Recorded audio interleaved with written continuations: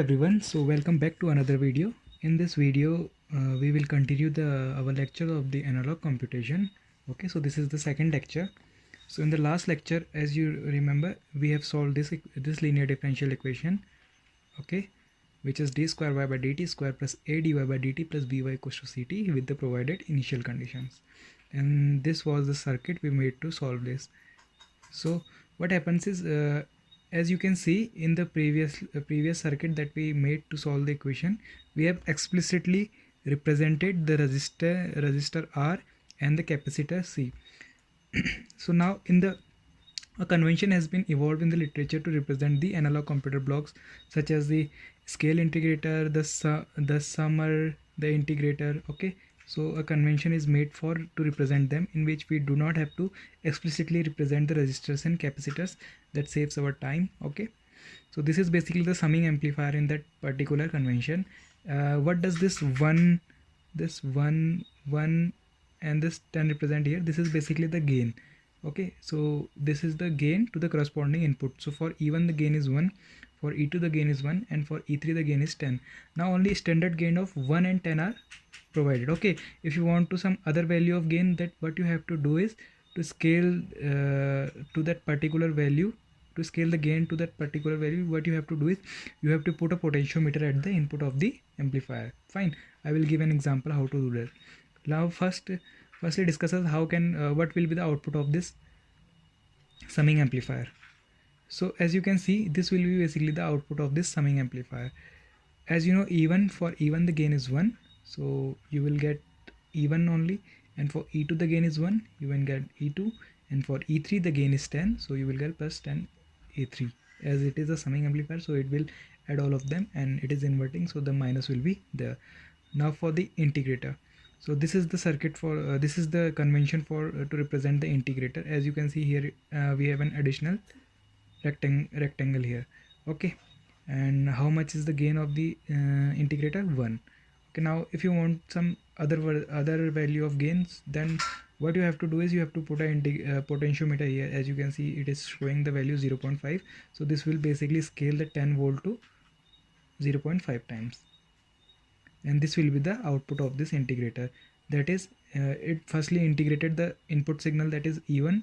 Okay, so this will basically give you integration of 0 to E1 dt, and then what it did is it scaled the 0.5 times. So you just multiply 0.5 by 10, what you will get 5.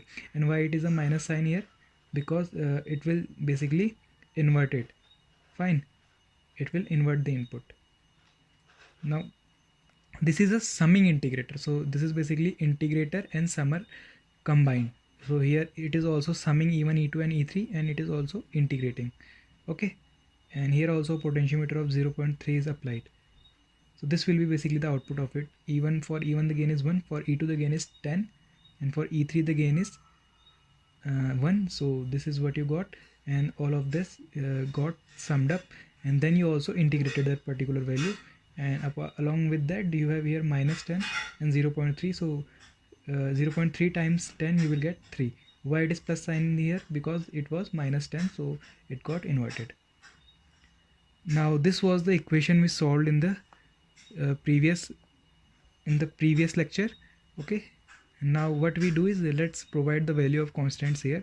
Let's say that a is 5.4 and our b is 0.58 and y0 is 4.8, y dot 0 is minus 2.3. now we will again redo the circuit, but this time what we do is we will use the convention. We will not make the complete circuit, like we do not represent the resistor and capacitor this time. So this will be the circuit, basically the same thing. So this is the integrator, as you can see the rectangle here. This is also the integrator, and this is the summer. Okay, and this is the inverting amplifier. Okay, and these were these are here, like see, y dot 0 is equals to minus 2.3. so you basically need that constant now. You need minus a times dy by dt. Okay, so for that purpose here you have put the potentiometer, and here also, as you know, the constant was y0 was 4.8, so for that you have put the 0.48 here. Okay, and it will be multiplied by minus 10, and at the end all of these this will be 1 second and third, this minus ct, and the output here, that is 0.58 time y, and the output from here, that is 5.4. okay, and along with that minus y dot, and this will become plus y dot here, and all of them will be added, and at the op-amp 4 output you will get the required differential equation. Then you will force the equality. So by connecting this terminal to this terminal, you force the equality and basically solve the equation. Then again at the y you got the solution. You can take that output to the oscilloscope. So that's all for today's lecture. Thank you very much for watching. In the next lecture we will discuss the another concepts regarding it. Thank you very much.